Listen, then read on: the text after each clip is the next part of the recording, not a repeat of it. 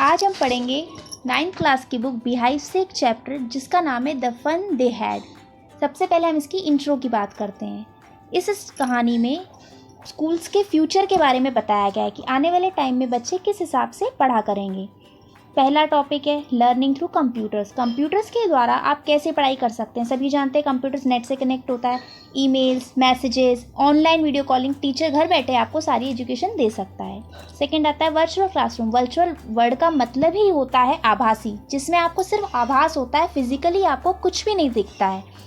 Third आता है robotic teacher. Robot in the sense जो चीज़ें मशीनरी पे वर्क करती हैं, आप उनमें डेटा फीड करते हैं, वो आपको एज इट इज़ प्रोवाइड करता है। जो आप डालेंगे वही वो आपको बताएगा स्विच ऑन और ऑफ के द्वारा। फोर्थ वन इज आता है मूविंग ई टेक्स्ट। मूविंग ई टेक्स्ट मतलब चलते हुए शब्द। बुक्स में शब्द बिल्कुल स्थायी रहते हैं, लेकिन कंप्यूटर स्क्रीन पे आप उन्हें अपनी सुविधा के अनुसार ऊपर नीचे पॉज बटन से, स्टार्ट बटन से काम कर सकते हैं। नाउ ये तो हुआ इसका इंट्रो। अब हम आते हैं चैप्टर की स्टार्टिंग पे। पैरा फर्स्ट ये बताता है कि मार्गी ने एक डायरी लिखी थी एक रात में। ये कब की बात कह रहे हैं? ये हुई थी 17 May of 2157, round about 150 years forward. आगे की बात बता रहे हैं जब उसने ये कहानी लिखी थी। टुडे टॉमी, इसने आज के दिन उसके भाई टॉमी ने एक बुक मिली थी उसे, जो एक रियल बुक थी। ये एक बहुत ही पुरानी कहानी है। इसमें मार्गी के ग्रैंडफादर बताते हैं कि जब वो एक छोटे बच्चे थे तब उनके ग्रैंडफादर ने उन्हें बुक दी थी। चलो अब हम इसे कंटिन्यू करते हैं। मार्गी की बात चल रही थी कि उसने एक किताब मिली थी, तो उसके ग्रैंडफादर ने कहा कि उनके पापा ने उन्हें एक किताब दी थी जिसमें सारी स्टोरीज पेपर पे प्रिंटेड थी। अब वो ये कहते हैं कि जब हम इनके पेज पलटते थे तो ये पेजेस कैसे होते थे? येलो कलर के और क्रिंकली। क्रिंकली का मतलब होता है हार्श चीज़ें जो करकराहट महसूस करती हैं। ये पर्ट्स जो हम पढ़ते हैं वो बहुत ज़्यादा मजाकी तौर पे रहते थे। क्यों? क्योंकि जैसे वो रहते थे वैसे के वैसे पिछले टाइम और अगले टाइम दोनों में एज इट इज़ बने रहते थे। जबकि आज के समय में कंप्यूटर स्क्रीन पे शब्द ऊपर नीचे हो सकते हैं अकॉर्डिंग टू अवर कंफर्ट। अब बात करते हैं कि अब ये वो बता रहे हैं कि जब आप पेज पलटते हो तो जो कैरेक्टर्स हैं वो वैसे ही रहेंगे जैसे कि आपने पेज ना पलटा था उस टाइम पे थे। अब आता है सेकंड पैराग्राफ। इसमें कहानी आगे बढ़ती है। अब टॉमी कहता है कि हाँ ग्रैंडफादर, बात तो सही है, लेकिन कितनी बेकार सी बात है कि आपके टाइम पे ऐसा होता था, अगर मेरे टाइम पे ऐसा होता तो ग्रैंडफादर कहते हैं कि तुम तो वो बुक उठा के ही फेंक देते, क्योंकि तुम्हारे टाइम की बात यह है कि कंप्यूटर स्क्रीन पे, टेलीविजन पे 100 या मिलियन ऑफ बुक्स आपको मिल जाती हैं, जो काफ़ी ज़्यादा हैं पढ़ने के लिए। तो आप इन बुक्स को तो नहीं फेंक सकते, लेकिन जो पेपर पे प्रिंट रहती है उसे तो आप उठा के फेंक सकते हो। मार्गी बोली तुरंत, हाँ मेरे साथ भी कुछ ऐसा ही ग्रैंडफादर। वो 11 ईयर्स की है और उसने इतनी बुक्स नहीं देखी जितनी कि टॉमी ने देखी अपने टाइम से, क्योंकि वो उससे 2 ईयर्स बड़ा है। अब मार्गी कहती है कि आपने ये बुक कहाँ मिली? तो जो टॉमी था वो इतना बिजी था बुक्स पढ़ने में, तो उसने उसकी तरफ देखा भी नहीं और सिर्फ इशारे से कह दिया कि वो तो एटिक पे मिली। एटिक का मतलब होता है एक रूफ जो कि आपके स्टोर रूम जैसा बिल्कुल बताती है कि एक स्टोर रूम जहाँ पूरा आप भंडार रखते हो चीज़ों का। अब वो ये कहती है कि व्हाट इज़ अबाउट, मतलब ये किस बारे में है आपकी बुक जो आप इतने ध्यान से पढ़ रहे हो? तो टॉमी कहता है ये स्कूल के बारे में है। हुआ नहीं था ना?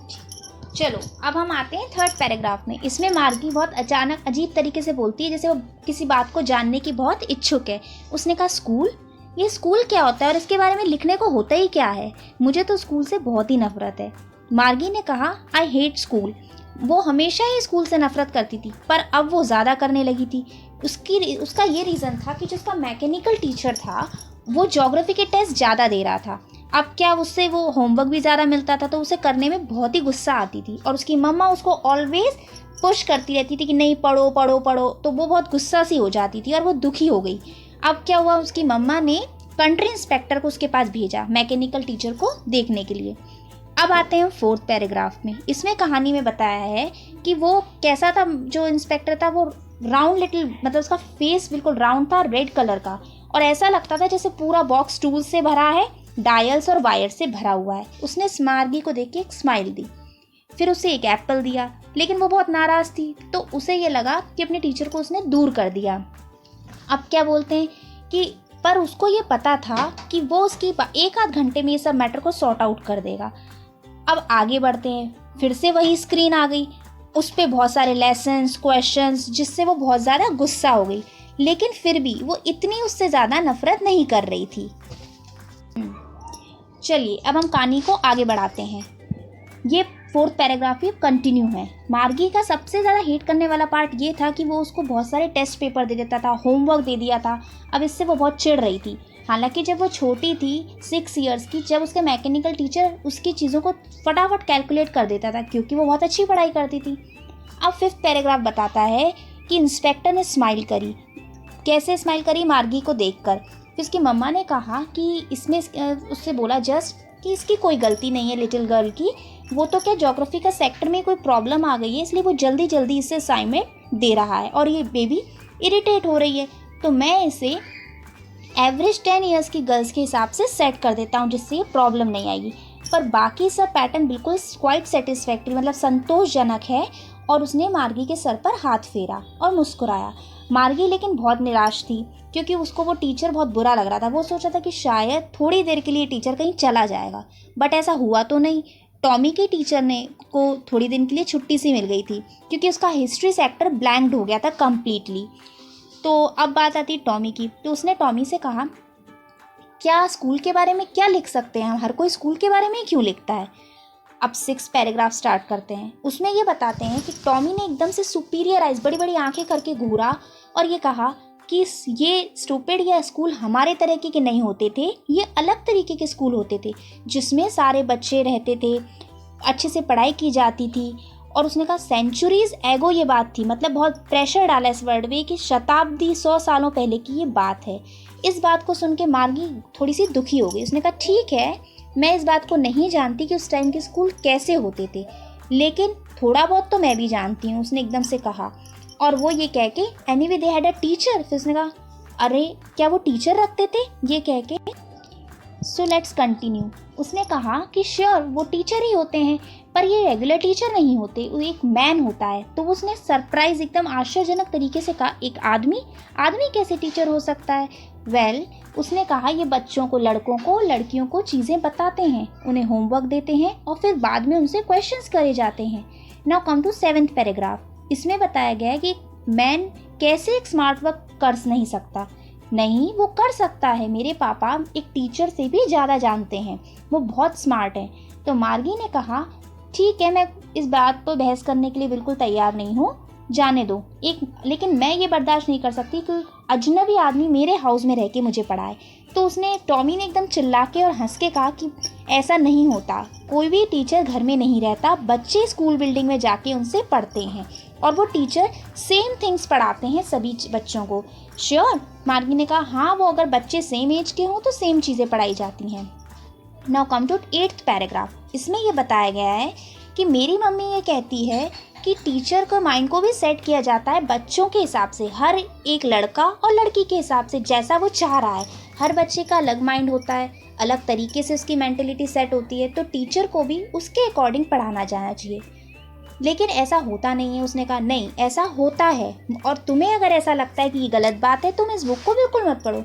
तो मार्गी ने एकदम से कहा नहीं, मैंने ऐसा कब कहा कि बुक मुझे नहीं पढ़नी, मुझे तो पढ़नी है। इतने में उनकी मम्मा ने उन्हें बुला लिया कि चलो स्कूल का टाइम हो गया है। तो उसने ये कहा कि नहीं मम्मा, अभी नहीं। तो उन्होंने कहा नहीं, ये टॉमी का भी टाइम हो चुका है, अब उसको भी पढ़ना है, चलो सब बच्चे पढ़ाई करो, उसने ऐसा बोला। तो मार्गी ने एकदम से कहा टॉमी से, क्या ये बुक मैं स्कूल के बाद पढ़ सकती हूँ? चलो आगे बढ़ते हैं। 9th पैराग्राफ बताता है कि टॉमी ने धीरे से कह दिया ठीक है, पर उसका मन नहीं था कहने का, तो वो ये धीरे फुसफुसाहट करके आगे चला गया बुक को लेके। मार्गी ने क्लासरूम अटेंड किया। ये क्लासरूम कैसा था? राइट टू द बेडरूम, मतलब बेडरूम से अगला कमरा जो था वो क्लासरूम का था। उसमें मैकेनिकल टीचर ऑलरेडी उसका वेट कर रहा था मार्गी का।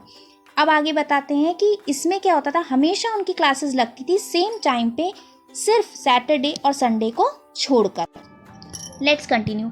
उसमें ये बताया आगे कि उसकी मम्मा ने उनको बुला लिया था, फिर वो क्लासरूम अटेंड करने लगी। अब वो ये बोलने लगी उसकी मम्मा कि अगर लड़कियां बेटर टाइम पे अच्छे से डेली पढ़ाई करें रेगुलरली, तो वो एक अच्छी लर्नर बन सकती हैं।